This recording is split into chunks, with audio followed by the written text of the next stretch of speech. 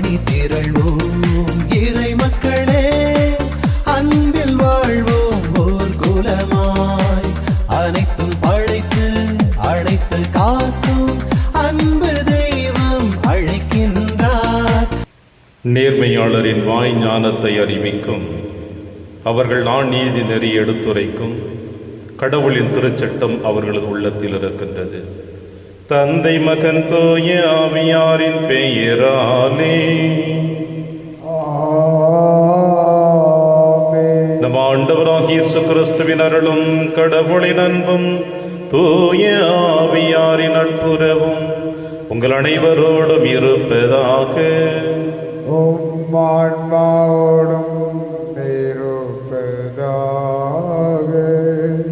கிறிஸ்தியேசுவில் பிரியமான அன்புமிக்க சகோதர சகோதரிகளே, விண்ணரசில் செல்வர்கள் நுழைவது மிகவும் கடினம் என்று இயேசு சொல்லுகிறார். செல்வர்கள் என்று ஒட்டுமொத்தமாக சொல்லுகின்ற பொழுது ஆண்டவர் இயேசு கிறிஸ்து யாரெல்லாம் இந்த உலகத்தின் செல்வத்தின் மீது ஆசை கொள்கிறார்களோ, அதன் மீது அதிகம் பற்று கொள்கிறார்களோ, அவர்கள் விண்ணக வாழ்வை அடைவது கடினம். மண்ணுலகில் வாழ்ந்து கொண்டிருக்கிற நம் அனைவருமே விண்ணக பயணிகள். நம்முடைய எதிர்பார்ப்பு, நம்முடைய ஆசை அனைத்தும் விண்ணகத்தை நோக்கிய வண்ணமாக இருக்க வேண்டும். எனவே ஆண்டவர் இயேசு கிறிஸ்து கூறுவது போல நாமும் விண்ணக செல்வத்தை நோக்கி பயணிப்போம். இது திருப்பலியின் வழியாக. திருப்பலியை புகழுக்கு தகுதி பெறும் நம்முடைய பாவங்களை ஏற்று மனம் வருந்துவோம், இறைவனின் மன்னிப்பை பெறுவோம்.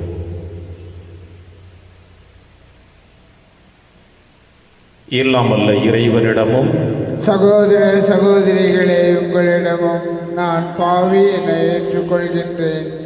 ஏனெனில் என் சிந்தனையாலும் சொல்லாலும் செயலாலும் கடமையில் தவறியதாலும் பாவங்கள் பல செய்தேன். என் பாவமே, என் பாவமே, என் பெரும் பாவமே.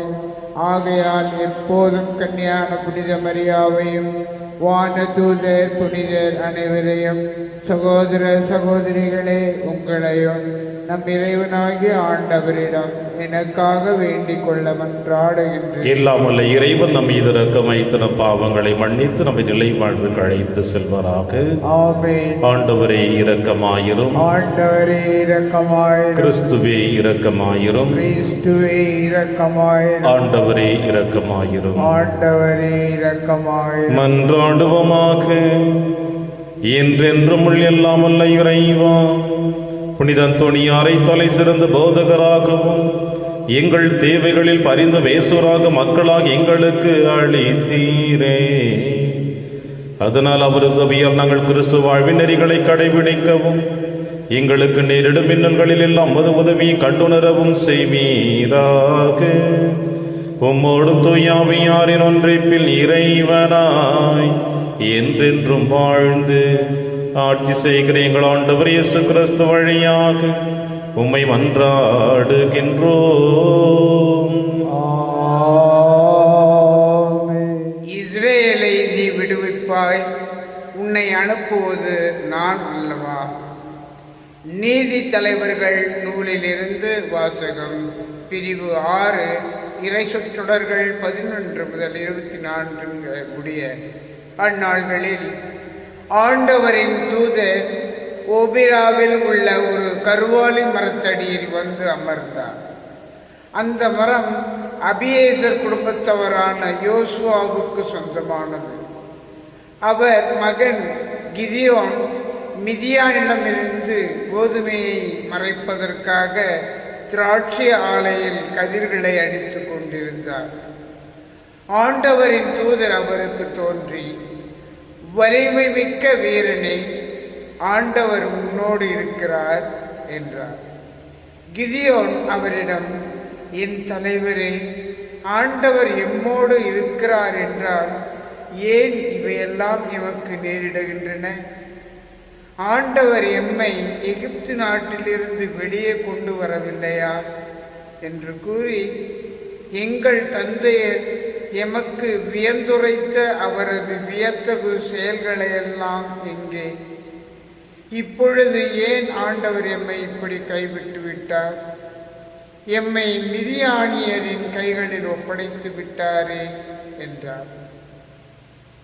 ஆண்டவர் அவர் பக்கம் திரும்பி, உன்னுடைய இதே ஆற்றலுடன் செல்வாய், மிதியானியர் கையிலிருந்து இஸ்ரேலை நீ விடுவிப்பாய், உன்னை அனுப்புவது நான் அல்லவா என்றார். கிதியோன் அவரிடம், என் தலைவரே, எவ்வழியில் நான் இஸ்ரேலை விடுவிப்பேன்? இதோ மனாசேயிலேயே நலிவுற்று இருப்பது என் குடும்பம், என் தந்தை வீட்டிலேயே நான் தான் சிறியவன் என்றார். ஆண்டவர் அவரிடம், நான் உன்னோடு இருப்பதால் நீ தனி ஒரு ஆளாக மிதியானியரை வெல்வாய் என்றார். கிதியோன், உன் பார்வையில் எனக்கு தயவு கிடைத்துள்ளது என்றால் நீர்தான் என்னுடன் பேசுகிறவர் என்பதற்கு அடையாளம் ஒன்று காட்டும். நான் உம்மிடம் திரும்பி வந்து எனது உணவு படையலை கொண்டு வந்து உம் திருமுன் வைக்கும் வரை இவ்விடத்தை விட்டு அகலாதீர் என்றார். அவரும், நீ திரும்பும் வரை நான் இங்கேயே இருப்பேன் என்றார். கிதியோன் வந்து ஆட்டுக்குட்டியையும் 20 படி அளவுள்ள ஒரு மரக்கால் மாவால் புளியாத அப்பத்தையும் தயார் செய்தார். பிறகு அவர் இறைச்சியை ஒரு கூடையிலும் குழம்பை ஒரு சட்டியிலும் எடுத்துக்கொண்டு அந்த கருவாலி மரத்தடிக்கு வந்து அவரிடம் கொடுத்தார். கடவுளின் தூதர் அவரிடம், இறைச்சியையும் புளியாத அப்பத்தையும் கொண்டு வந்து இப்பாறை மீது வைத்து குழம்பை ஊற்று என்றார். அவரும் அவ்வாறே செய்தார். ஆண்டவரின் தூதர் தம் கையில் இருந்த கோலின் முனையால் இறைச்சியையும் புளியாத அப்பத்தையும் தொட்டார். பாறையிலிருந்து நெருப்பு எழும்பி இறைச்சியையும் புளியாத அப்பத்தையும் எரித்தது. ஆண்டவரின் தூதர் அவர் பார்வையிலிருந்து மறைந்தார். அப்போது கிதியோன் அவர் ஆண்டவரின் தூதர் என அறிந்து கொண்டார். கிதியோன், ஐயோ, இவர் என் தலைவராகிய ஆண்டவரின் தூதரை நேருக்கு நேராக நான் பார்த்து விட்டேனே என்றார்.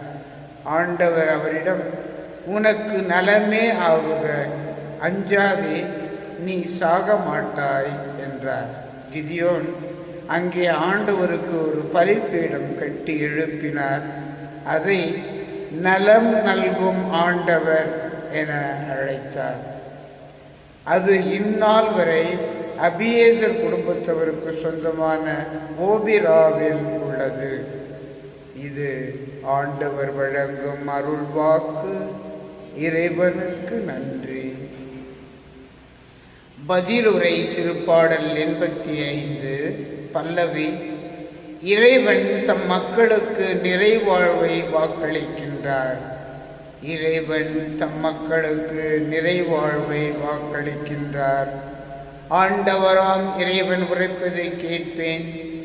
தம் மக்களுக்கு, தம் பற்றுமிகு அடியாருக்கு நிறைவாழ்வை அவர் வாக்களிக்கின்றார். அவர்களோ மடமைக்கு திரும்பிச் செல்லலாகாது.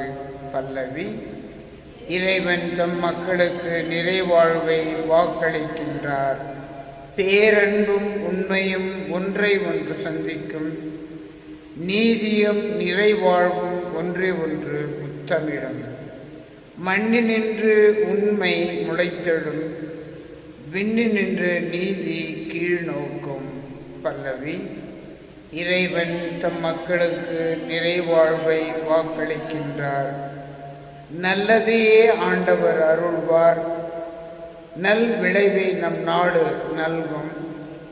நீதி அவர் முன் செல்லும். அவர் தம் அடிச்சுவடுகளுக்கு வழிவகுக்கும். பல்லவி.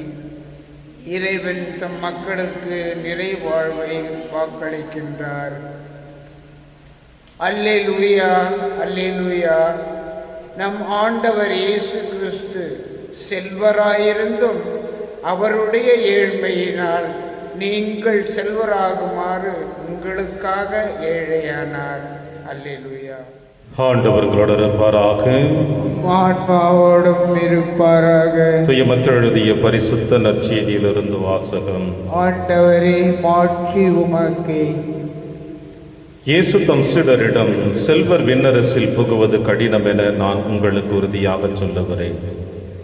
மீண்டும் உங்களுக்கு கூறுகிறேன், செல்வர் இறையாட்சிக்கு உட்படுவதை விட ஊசியின் காதில் ஒட்டகம் நுழைவது எளிது என்றார். சீடர்கள் இதை கேட்டு, அப்படியானால் யார்தான் மீட்பு பெற முடியும் என்று கூறி மிகவும் வியப்படைந்தார்கள். இயேசு அவர்களை நோக்கி கூர்ந்து, மனிதரால் இதை இயலாது, ஆனால் கடவுளால் எல்லாம் இயலும் என்றார். அதன்பின் பேதுரு இயேசுவை பார்த்து, நாங்கள் எல்லாவற்றையும் விட்டு உம்மை பின்பற்றியவர்களாயிற்று, எங்களுக்கு என்ன கிடைக்கும் என்று கேட்டார். அதற்கு இயேசு, புது படைப்பின் நாளில் மானிட மகன் தமது மாட்சிக்கு அரியணையில் வீற்றிருப்பார். அப்பொழுது என்னை பின்பற்றிய நீங்களும் இஸ்ரேல் மக்களின் 12 குலத்தவருக்கும் நடுவர்களாய் 12 அரியணைகளில் வீற்றிருப்பீர்கள் என உறுதியாக உங்களுக்கு சொல்லுகின்றேன். மேலும் என் பெயரின் பொருட்டு வீடுகளையோ சகோதரர்களையோ சகோதரிகளையோ தந்தையையோ தாயையோ பிள்ளைகளையோ நிலபுலன்களையோ விட்டுவிட்ட எவரும் 100 மடங்காக பெறுவர் என் நிலை வாழ்வையும் உரிமை பேராக அடைவர். ஆனால் முதன்மையானோர் பலர் கடைசியாவர், கடைசியானோர் பலர் முதன்மையாவர் என்று அவர்களிடம் கூறினார். ஆண்டவரின் அருள்வாக்கு. கிறிஸ்துவே உமக்கு புகழ்.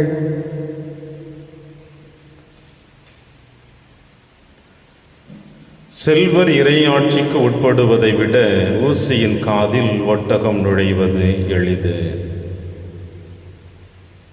கிறிஸ்து இயேசுவில் பிரியமான அன்புமிக்க சகோதர சகோதரிகளே, காலங்கள் மாறிக்கொண்டே சென்று கொண்டிருந்தாலும்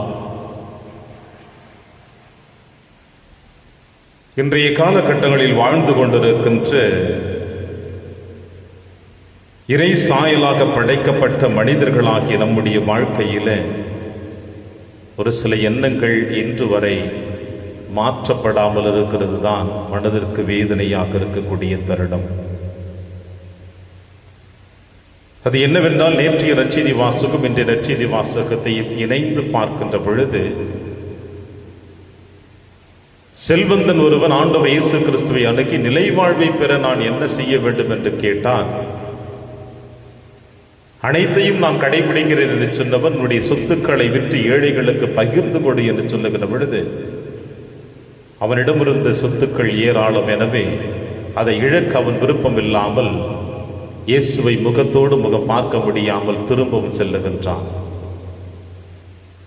எதற்காக அவன் கேள்விகளை எழுப்பினானோ அதற்கு சரியான பதிலை கிடைத்தும் அதை அவனுடைய வாழ்க்கையிலே பயன்படுத்த முடியாமல் அவன் தயங்கியது செல்வத்தின் மீது இருந்த ஆழமான பற்று.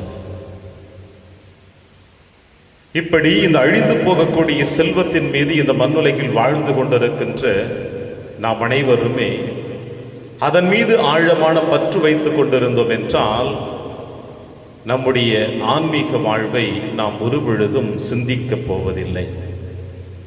உடல் சார்ந்தது, உடலுக்கு தேவையானது, இந்த உலகத்தை சார்ந்தது, உலகிற்கு தேவையானது, இதை பற்றி மட்டுமே நாம் சிந்தித்துக் கொண்டே இருந்து கொண்டிருக்கின்றோம். ஏற்கனவே நம் ஆண்டவர் இயேசு கிறிஸ்துவினுடைய பணி வாழ்வில் சொல்லி இருக்கிறார், அழிந்து போகக்கூடிய உணவிற்காக நீங்கள் உழைக்க வேண்டாம், மாறாக அழியாமல் இருக்கக்கூடிய ஆன்மீக வாழ்விற்காக உழையுங்கள் என்று. எனவே நம்முடைய ஊனுடல் கூட இந்த மண்ணோடு மண்ணாக அழிய போகின்றது. இந்த உலக செல்வங்களும் நம்மோடு உடலோடு உடலாக அழிய போகிறது. நம்முடைய ஆன்மா மட்டும்தான் இறைவனிடத்தில் சென்றடைய போகிறது.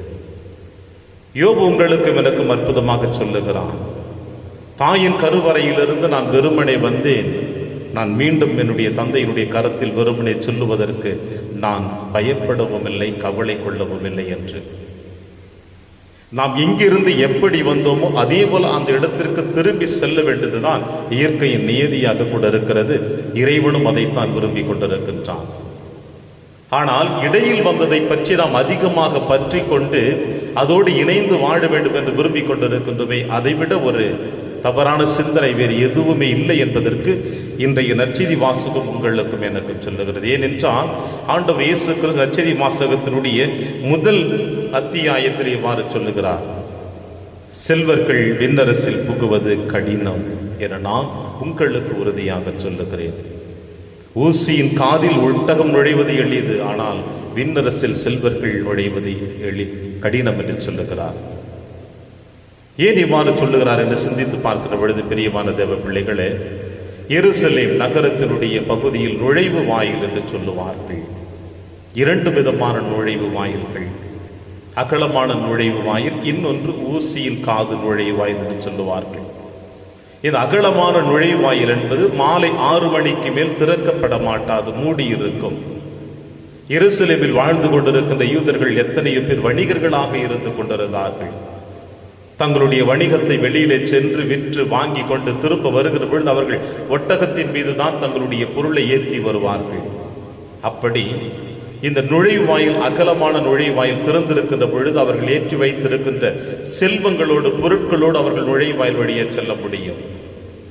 ஆனால் மாலை 6 மணிக்கு மேல் அந்த நுழைவாயில் மூடப்படுகிற பொழுது ஊசியின் காது என்கின்ற அந்த நுழைவாயில் வழியாகத்தான் செல்ல முடியும். எனவே இவர்கள் ஒட்டகத்தின் மீது வைத்திருக்கின்ற இந்த பொருட்கள் அனைத்துமே ஒட்டகத்தோடு இணைந்து அந்த ஊசியின் காது என்கின்ற நுழைவாயில் வழியாக செல்ல முடியாது. எனவே இவர்கள் அந்த பொருட்களை எல்லாம் இறக்கி வெளியே வைக்க வேண்டும், அல்லது அந்த வழியை உள்ளே எடுத்து சென்று விட்ட பிறகுதான் அவர்கள் ஒட்டகத்தை அழைத்து செல்ல முடியும். ஆண்டவர் இயேசு கிறிஸ்து மக்களோடு மக்களாக இருக்கின்ற பொழுது அவர்கள் புரிந்து கொள்ளக்கூடிய அளவிற்கு அவர்கள் அன்றாட வாழ்க்கையிலே அனுபவித்துக் கொண்டிருக்கின்ற, பயன்படுத்தி கொண்டிருக்கின்ற நடைமுறை செயல்பாடுகளை வைத்துதான் விண்ணரசு சொன்னார். விதைப்பவன் ஊமை பற்றி சொன்னார், வளைகளில் ஊமை பற்றி சொன்னார், எருசலேம் தேவாலயத்திலே காணிக்கை பெட்டியிலே காணிக்கைப்பட்ட நிகழ்வினை பார்த்து சொன்னார். இப்படி நடந்து கொண்டிருக்கின்ற ஒவ்வொரு நிகழ்வுகளையும் பார்த்து பார்த்து தான் அந்த ஊசியின் காதில் ஒட்டகம் நுழைவது எளிது என்று சொல்லுகிற பொழுது, அந்த ஒட்டகத்தின் மீது அந்த வணிகரும் சரி, அவர்கள் வைத்துக் கொண்டிருக்கிற பொருளும் சரி, ஒன்றாக அந்த ஊசியின் காதில் வழியாக நுழைய முடியாது. இறக்கி வைத்து அல்லது உள்ளே எடுத்து வைத்து விட்ட பிறகுதான் சென்றடைய முடியும் என்று இந்த நிகழ்வுடைய வரலாற்று பின்னணிகளும் சொல்லுகின்றது. பிரியமான தேவ பிள்ளைகள், அந்த வரிசையில் பார்க்கிற பொழுது, எனவே இந்த உலகத்தில் வாழ்ந்து கொண்டிருக்கின்ற எந்த ஒரு செல்வனும் தன்னுடைய செல்வத்தோடு விண்ணரசை வந்து அடைய முடியாது. இப்படி சொல்லிக் கொண்டிருக்கின்ற பொழுது பேதுரு ஆண்டவர் இயேசு கிறிஸ்துவை பார்த்து இன்னொரு கேள்வி எழுப்புகிறார். நாங்கள் எல்லாவற்றையும் விட்டு உம்மை பின்பற்றினோமே, எங்களுக்கு என்ன கிடைக்கும்? இறைவனை பின்பற்றுகிறவர்கள் எதையும் பற்றி சிந்திக்க மாட்டார்கள். இதை இழந்தேன், அதை கொடுத்தேன், அதை வாங்கினேன் என்று ஆண்டவரிடத்தில் முறையிடுவது எந்த விதத்திலும் ஏற்றுக்கொள்ளப்பட மாட்டாது. பேதுரு சொல்லுகின்றபடி எல்லாவற்றையும் விட்டுவிட்டேன் என்று சொன்னார். ஆனால் எதையெல்லாம் விட்டுவிட்டார் என்பது கேள்விக்குறியாக இருக்கிறது. இன்று கூட நீங்களும் நானும் என்ற நடைமுறை வாழ்க்கையிலே ஒவ்வொரு ஞாயிற்றுக்கிழமைகளில் விசுவாச அறிக்கையை நாம் கொடுக்கின்றோம். ஒவ்வொரு திருமுழுக்கின் பொழுது நாம் விசுவாச அறிக்கையை கொடுக்கின்றோம்.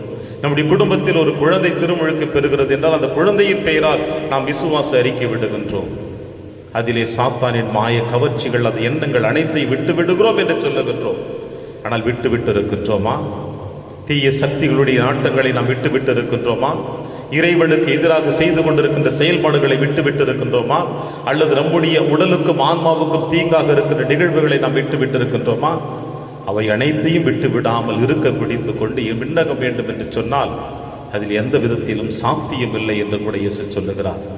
எனவே பேதுரு சொல்லுவது போல் அனைத்தையும் விட்டுவிட்டேன் என்றால் பொருட்களை மட்டும் விட்டு விடுவதல்ல, தீ எண்ணங்கள், தீய நாட்டங்கள் அனைத்தையும் விட்டுவிட்டு இறைவனை நோக்கி பயணிக்க வேண்டும். இதைத்தான் இந்த மண்ணுலகில் புனித அந்தோனியா தன்னுடைய வாழ்நாள் முழுவதுமாக செய்தார். இறைவனுக்கு உகந்த வாழ்க்கை வாழ்ந்தார். அனைத்து தீய எண்ணங்களையும் சிந்தனைகளையும் அகற்றெறிந்தார். அவரிடம் வருகின்ற ஒவ்வொரு பிள்ளைகளுடைய உள்ளத்தின் ஆழத்தில் இருக்கின்ற தீய சக்திகளை விரட்டி அடித்தார். எனவேதான் சாத்தானை விரட்டக்கூடிய சக்தி அவருக்கு கிடைத்தது. நாம் இறைவனுக்கு உகந்த சாயல்களை இருக்க பிடிப்போம், இறைவனுக்கு எதிராக இருக்கின்ற சாயல்களை நாம் விட்டு விடுவோம். அப்பொழுது நாமும் விண்ணரசில் நுழையக்கூடிய அந்த ஆசீர்வாதத்தை இறைவன் உங்களுக்கும் எனக்கும் நிறைவாக கொடுத்து வழி நடத்துவார் என் நம்பிக்கையோடு தொடர்ந்து திருப்பலியிலே மன்றாடுவோம். ஆமென்.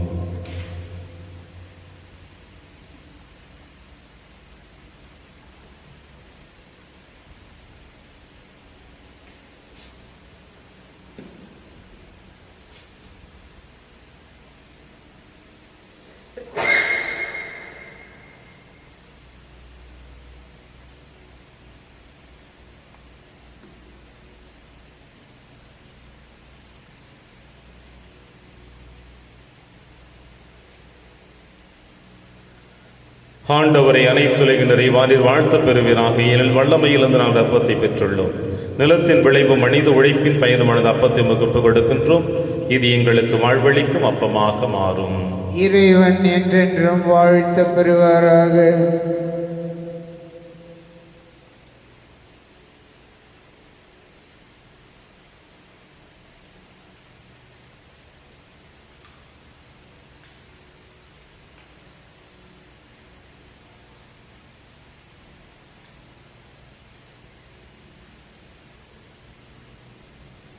ஆண்டவரை அனைத்துலகின் நிறைவானில் வாழ்த்த பெறுவீராக. ஏனில் வல்லமையிலிருந்த ரசத்தை பெற்றுள்ளோம். திராட்சை செடியும் மனித உழைப்பின் பயணமான ரசத்தை முகப்பு கொடுக்கின்றோம். இது எங்கள் ஆன்மீக பானமாக மாறும்.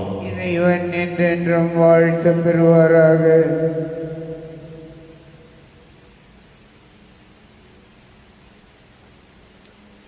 சகோதர சகோதரிகளை, என்னுடையதும் உங்களுடையதுமான பலி எல்லாமல்ல தந்தையாக இறைவனுக்கு ஏற்றதாகும்படி செபியுங்கள். ஆண்டவர் தமது பெயரின் புகழ்ச்சிக்காகவும் மாட்சிக்காகவும் நமது நன்மைக்காகவும் புனித திரு அவை அனைத்து நலனுக்காகவும் உமது கையிலிருந்து இப்பலியை ஏற்றுக்கொள்வாராக. இறைவா, புனித அந்தோணியாருடைய நவநாளிலே நாங்களுடன் கணிந்து செலுத்தும் இப்பலி உமக்கு உகந்ததாயிருப்பதாக. அவரது அறிவுரைப்படி எங்களையும் முழுமையாக உமக்கு அளித்து உம்மை புகழ்ந்தேத்த செய்வீராக. எங்கள் ஆண்டவராகிய கிறிஸ்து வழியாக உம்மை மன்றாடுகின்றோம்.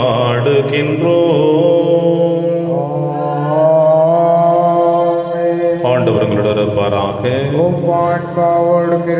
இதை எங்களை மேலே எழுப்புங்கள். ஆண்டவரிடம் எழுப்பி நம் இறைவனாகிய ஆண்டவருக்கு நன்றி கூறுவோம். அது தகுதியும் நீதியுமானது. ஆண்டவரே, தூயவரான தந்தை என்றும் உள்ள எல்லாம் வல்ல இறைவா, எங்கள் ஆண்டவராகிய கிறிஸ்து வழியாக என்னாலும் எவ்விடத்திலும் நாங்கள் உமக்கு நன்றி செலுத்துவது மெய்யாகவே தகுதியும் நீதியுமாகும், எங்கள் கடமையும் மீட்புக்குரிய செயலுமாகும். ஏனெனில் புனித அந்தோணியாருடைய நவநாளில் ஒரு திரு அவை மகிழ்ந்திருக்க செய்கின்றேன். அவருடைய இறைப்பற்றுமிக்க வாழ்க்கை நெறியின் எடுத்துக்காட்டால் அதற்கு வலுவூட்டுகின்றேன்.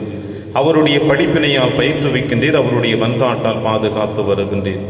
ஆகவே வானக தூதர் அணிகளோடும் புனிதரின் பெருந்திரளோடும் நாங்களும் சேர்ந்து உமக்கு புகழ்ச்சி பண்ணி செய்து முடிவின்றி சொல்லுவதாவது: தூயவர் தூயவர் தூயவர், வான்படைகளின் கடவுளாம் ஆண்டவர். விண்ணகமும் மன்னகமும் உமது மாட்சியால் நிறைந்துள்ளன. உன்னதங்களிலே ஓசன்னா. ஆண்டவர் பெயரால் வருகிறவர் ஆசி பெற்றவர். உன்னதங்களிலே ஓசன்னா. ஆண்டவரே, நீர் மெய்யாகவே தூயவர். தூய்மை அனைத்திற்கும் முற்றாகவே உம்முடைய ஆவியை பொழிந்து இக்காணிக்கைகளை தூய்மைப்படுத்த உம்மை வேண்டுகிறோம். இவ்வாறு எங்கள் ஆண்டவர் இயேசு கிறிஸ்துவின் உடலும் இரத்தமுமாக எங்களுக்கு இவை மாறுவனவாகும். அவர் பாடுபட ஒழுங்கணிந்து தம்மை கையளித்தவன் அப்பத்தை எடுத்து நன்றி செலுத்தி அதை பிட்டு தம் சீடருக்கு அளித்து அவர் கூறியதாவது: அனைவரும் இதிலிருந்து பெற்று உண்ணுங்கள், ஏனெனில் இது உங்களுக்காக கையளிக்கப்படும் என் உடல்.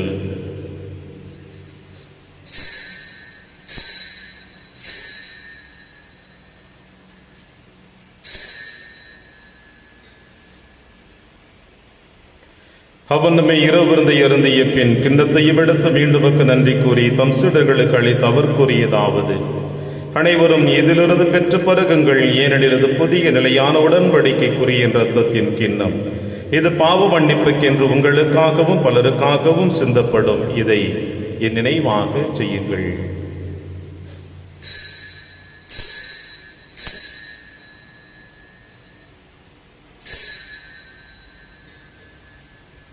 நம்பிக்கையின் மறைபொருள்.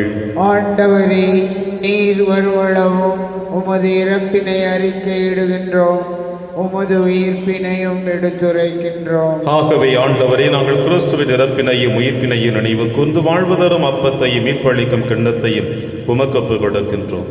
உம்முன் திருமுன் நின்று உமக்கு ஊழியம் புரிய தகுந்தவர்களை எங்களை ஏற்றுக்கொண்டீர். எனவே உமக்கு நன்றி செலுத்துகின்றோம்.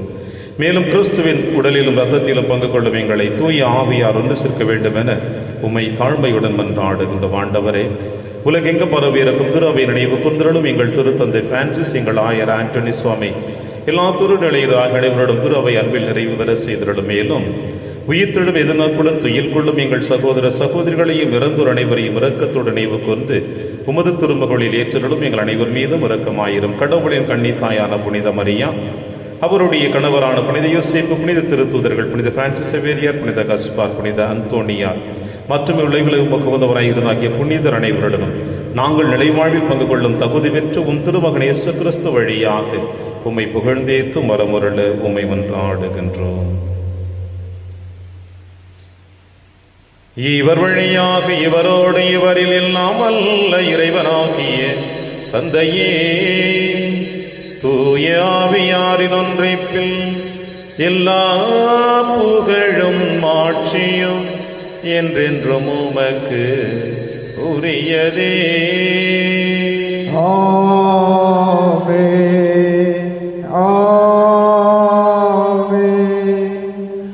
ஆமென்.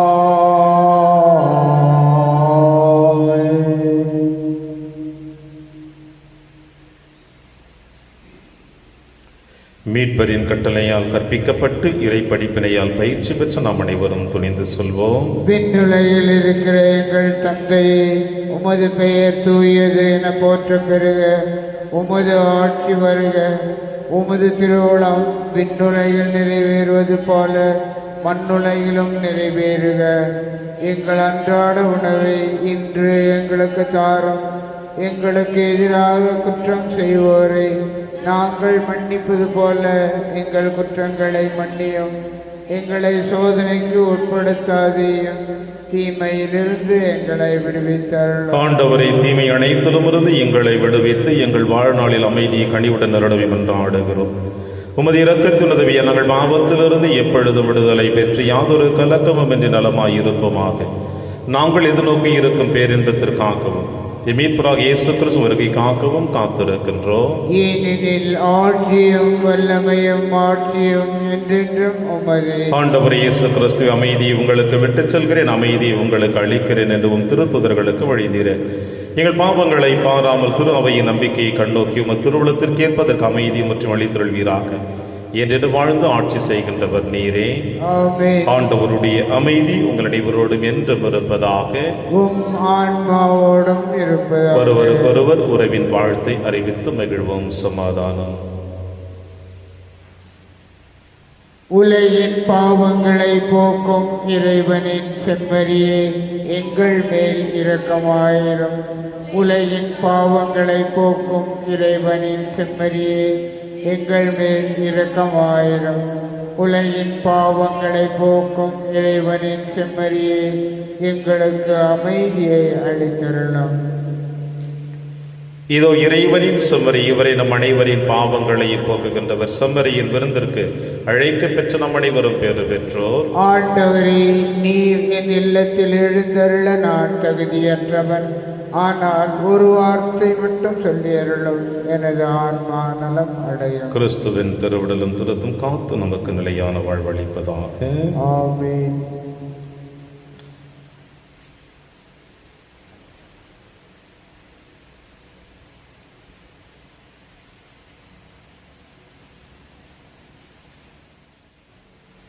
கிறிஸ்துவின் ஆன்மாவே, என்னை புனிதமாக்கும். கிறிஸ்துவின் திருவுடலே, என்னை மீட்டருளும். கிறிஸ்துவின் திருரத்தமே, எனக்கு எழுச்சியோட்டும். கிறிஸ்துவின் விழாவின் தண்ணீரே, என்னை கழுவிடுமே. கிறிஸ்துவின் பாடுகளே, என்னை தேற்றிடுமே. ஓ நல்ல இயேசுவே, எனக்கு செவிசாயும். உம் திருக்காயங்களுள் என்னை மறைத்தருளும்.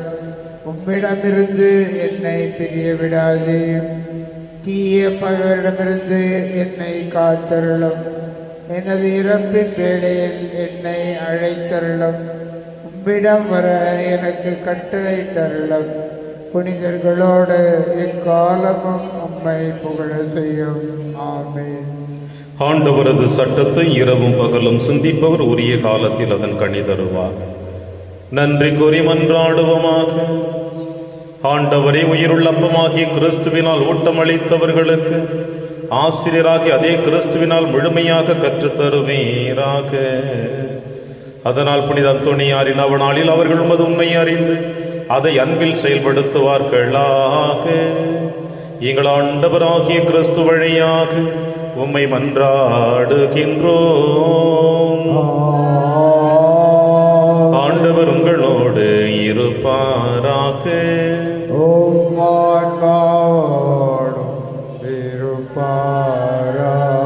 எல்லாம் வல்ல இறைவன் தந்தை மகன் தூயாவியார் உங்கள் அனைவரையும் நிறைவாக ஆசீர்வதிப்பாராக. சென்று வாழுங்கள், திருப்பலி நிறைவேறிற்று.